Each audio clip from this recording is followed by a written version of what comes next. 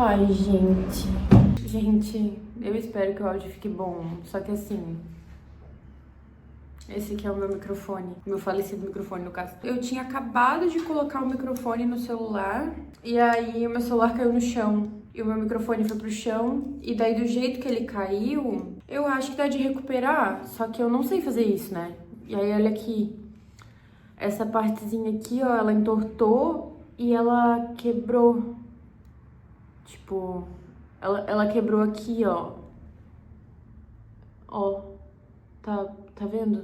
E eu não sei arrumar isso, então eu tô sem microfone. E, cara, eu tô muito triste, porque eu investi nesse microfone há pouquíssimo tempo aqui pro canal, e ele é um microfone muito bom. Ele não é dos mais caros, mas, tipo, ele é caro, tá ligado? Eu não vou ter como comprar outro microfone agora. E, enfim, o que eu sei é que eu não posso depender do microfone pra gravar vídeo. Eu espero que vocês não me abandonem por conta do áudio do vídeo. Eu vou ter que ficar sem microfone mesmo. Eu tentei fazer algumas coisas aqui, mas não adianta. Buti. Eu vim falar pra vocês, na verdade, de Marco Aurélio. Eu recuperei o meu contato com ele no último fim de semana. A gente tinha um lance antigo. Na verdade, ele tava em 40% lido. E aí eu comecei a ler o Henry. Enfim, gente, rolou um remember, sabe? Eu acabei esbarrando com ele no fim de semana. E é isso. Eu não sou monogâmica na literatura. Tem ali uma questão de um relacionamento aberto. Então, aconteceu, sabe? E foi isso. Mas foi só isso também, acabou. O que eu tinha pra resolver com ele eu já resolvi, li ele inteiro. Realmente eu sou uma piriguete literária, então pode acabar acontecendo de novo. Eu não prometo pra vocês que vai ser a última vez, assim. Eu percebo que eu tenho um fraco por estar lendo uma coisa e acabar lendo outra. Me perdoem. Eu tenho esse traço tóxico, mas valeu a pena. Valeu a pena porque eu vou trazer ele pra vocês. E assim, é impressionante como Marco Aurélio viveu 1800 anos atrás. E ele fala como se ele estivesse vivendo hoje. Salvo que não estamos falando do santo Marco Aurélio. Não estamos falando da vida de um santo. Estamos falando de um imperador. Marco Aurélio foi um imperador. E dentro de um contexto, de um império, naquele tempo, temos que considerar que sim, temos várias problemáticas vindas de Marco Aurélio. A vida de Marco Aurélio não foi a vida de um santo, foi a vida de um imperador. Mas eu acredito que ainda é uma obra que vale a pena ser lida no sentido do que ela traz pra gente como evolução. No sentido do que ela traz pra gente como que Marco Aurélio expôs em pensamento. A forma dele, a filosofia dele. E a obra permanece até hoje como uma coisa atual, porque esses conflitos de ser humano que ele tinha e essa forma dele de ver o mundo como ser humano é muito bonita. Quando eu comecei a ler o livro de Marco Aurélio, eu não entendia muito bem o que estava acontecendo. Essa que é a verdade, assim, porque a verdade é que apesar de eu brincar sobre ser piriguete literária e tal, isso tudo são conceitos muito novos pra mim. O hábito da leitura em si é algo que eu tô retomando agora, depois de adulta, porque durante a minha infância eu tinha muita dificuldade com a leitura, durante a minha adolescência foi algo que eu não dei atenção. Querendo ou não, foi uma fase assim que eu comecei a ter relação com as telas, com rede social, então eu fui me afastando assim da literatura. Essa dificuldade da leitura, ela advém assim da minha dislexia, não foi algo diagnosticado cedo, foi algo que eu diagnostiquei inclusive depois de noivar, basicamente. Foi até curioso assim, porque na verdade eu fiquei sabendo que eu tinha dislexia por conta da residência, porque o Daniel estava estudando para residência e daí eu acabava fazendo as questões com ele. E para quem não sabe, um médico estudando para uma prova de residência, ele tem muitas questões que é tipo assim, ó: Mariazinha chegou no pronto-socorro com tanto de febre, tosse há 3 dias, não sei o que lá. O que a Mariazinha tem? Letra A, não sei o que, letra B, não sei o que, entendeu? E aí nessas dinâmicas de ler essas questões pro Daniel, eu trocava muita palavra, trocava muita letra de lugar, não conseguia falar palavras grandes, complexas, que na minha cabeça eram complexas. Algumas questões ele não entendia o que estava realmente acontecendo com a Mariazinha, porque a Mariazinha, de repente, ali ela tava com uma doença nova que eu mesma inventei pra Mariazinha, porque eu dei nome pra doença que não existia. Isso foi acontecendo, a gente foi tendo essas práticas, assim, até que ele acabou conversando comigo sobre a dislexia. E com outras coisas, assim, que ele já vinha reparando em mim ao longo dos nossos anos de relacionamento, ele acabou me pontuando que eu tenho dislexia. E, cara, eu tive esse diagnóstico, assim, como algo que me fez entender muita coisa, assim, sabe? Me fez perceber muita coisa de mim como criança, onde eu ficava me sentindo menos por não conseguir ler, onde eu ficava insegura por conta da minha leitura, me fez querer desbravar de novo a literatura, me fez olhar de novo para isso como uma coisa que, cara, não é que eu não sou boa nisso, é que eu tenho ali essa questão. Enfim, tô retomando meu amor pela literatura depois de ter o diagnóstico de dislexia e de realmente querer ficar mais próxima dos livros, por entender que isso faz bem também pra minha saúde mental. Mas voltando a Marco Aurélio, como eu não tenho esse hábito de leitura, eu não tive contato com muitos livros assim durante a minha vida. Na verdade, é um hábito que eu tô realmente retomando agora. E Marco Aurélio, ele tem uma dinâmica que eu não tava entendendo. Porque no começo eu tava tentando me colocar ali como se eu estivesse tentando entender onde aquele personagem tava e não fazia o menor do sentido, porque ele largava uma frase um tanto bombástica e saía fora. E não construía um começo para um meio e um fim.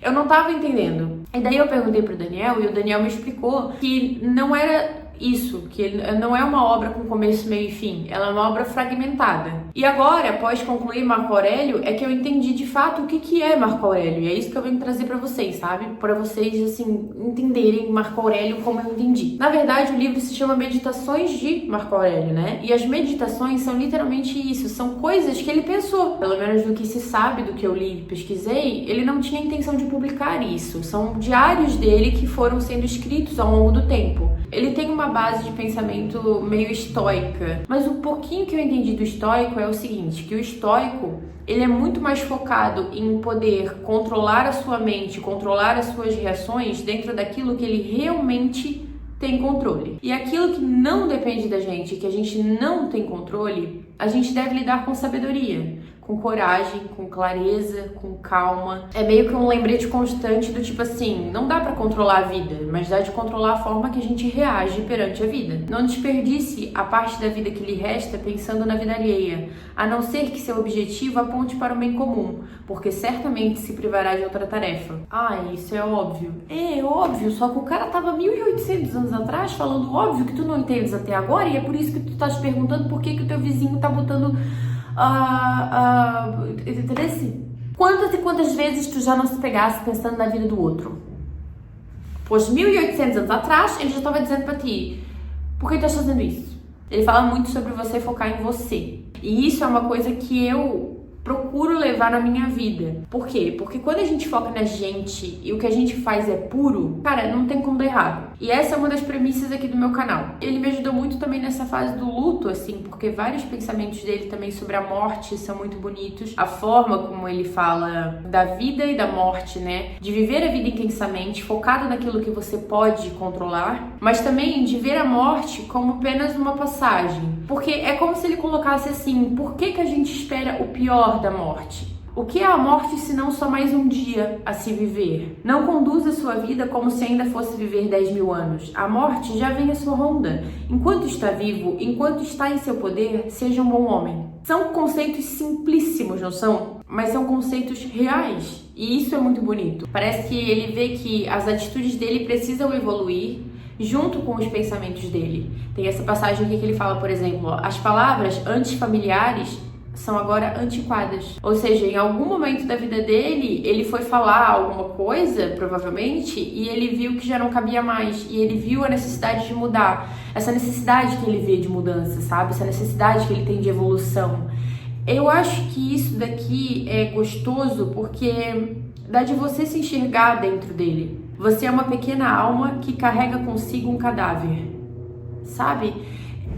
São coisas básicas. Não é que o que ele fala é assim, ó, meu Deus, nunca pensei nisso. Não, eu acho que justamente o que me fez gostar tanto de Marco Aurélio é ver que ele pensava 1800 anos atrás na construção dele como ser humano, sendo um imperador, tendo acesso a tudo de mais maravilhoso na posição de um imperador, e ele ainda ter questões tão simples que é impossível não parar pra pensar como no final tá todo mundo no mesmo barco, de uma forma simplista, claro, né? Salvo proporções, claro. Eu acho que se tu pegar esse livro pra ler, tu vai entender melhor o que eu tô querendo falar aqui.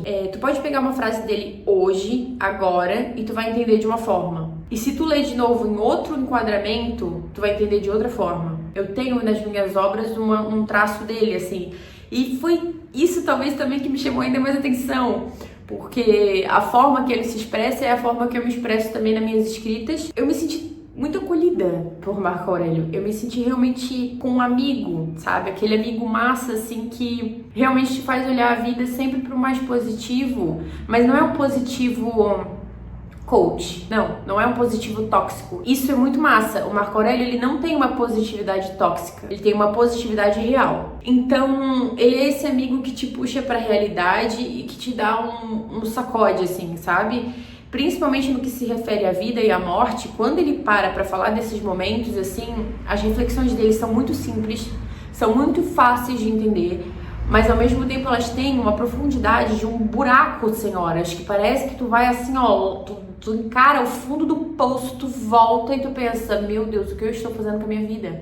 Por que eu ainda não comecei o meu projeto no YouTube? Por que eu ainda não comecei o meu projeto de vida? Por que eu ainda não falei com aquela pessoa? Por que eu ainda tô pensando no que o meu vizinho tá fazendo? Por que eu ainda tô preocupada com o que o meu pai vai pensar? Por que eu ainda tô preocupada com a visão das minhas irmãs sobre a vida que eu levo? Sendo que, por mais que eu explicasse 100% dos meus planos de vida para aqueles que eu mais amo e mais me importo, ainda assim, quem teria que viver a minha vida e fazer todas essas coisas acontecerem ou não sou eu. É um livro bem repetitivo. Isso foi uma coisa que eu falei pro Daniel, inclusive, quando eu não tinha terminado de ler ele ainda, né? Como eu falei pra vocês. Ele tava em 40% mais ou menos, e daí eu terminei de ler ele hoje. E quando eu tava lá em 40%, eu falei pro Daniel, o Daniel perguntou pra mim se eu já tinha terminado de ler, eu falei pra ele, olha, eu não terminei de ler, mas praticamente terminei.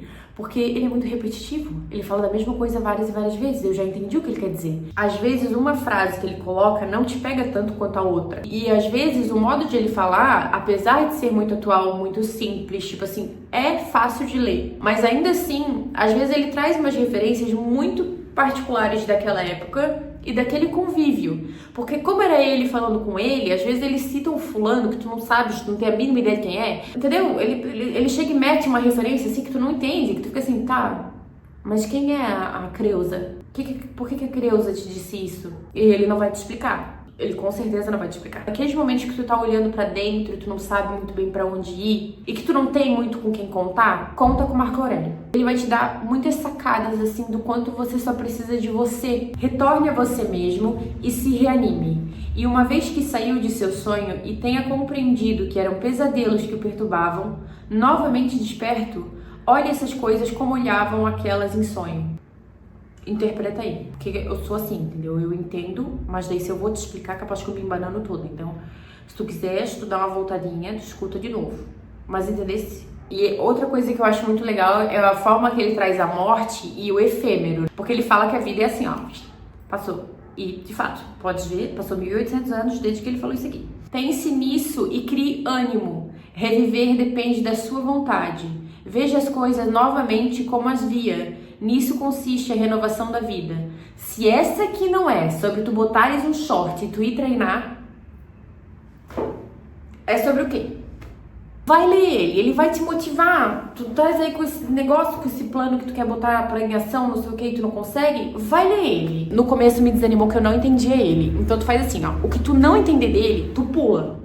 Tu não fica quebrando cabeça. Porque tem coisa que ele fala aqui que também, que ele se puxou um pouquinho. Tá? Verdade seja dita, tem coisa assim que dá de ver que ele realmente se passou um pouco. Por hoje é isso, tá? Eu trouxe Marco Aurélio, eu nunca fiz resenha de livro. Com certeza vai ter a rodo canal aqui no YouTube que faz resenha de livro muito melhor do que eu. Mas eu quis deixar aqui a minha reflexão, quis deixar aqui pra vocês a minha visão sobre Marco Aurélio. Muita gente que chegou aqui no meu canal, que me procurou, que conversou comigo. Tem muitas pessoas que me assistem que estão preocupadas com a visão dos outros sobre elas, que queriam estar produzindo conteúdo igual eu, mas não produzem porque tem vergonha, porque tem medo do outro, porque estão inseridas em bolhas que estão travando elas. Então assim, ó, olhem outras bolhas. Cara, não se prendam, sabe, em ideias de limitação, assim. Isso eu faço muito. E eu tô falando pra vocês que não leva a nada, porque realmente não leva. Porque ele também falou que não leva. E ele era o imperador, tá? Se eu, que sou pouca merda, que não te sirvo de conselho, mas ele tem que servir. É impossível que ele não sirva, porque ele tá aqui há 1800 anos servindo. Tu tens esse copo na tua casa? Foi um surto esse copo aqui, né? Eu acho que todo mundo tem esse copo em casa.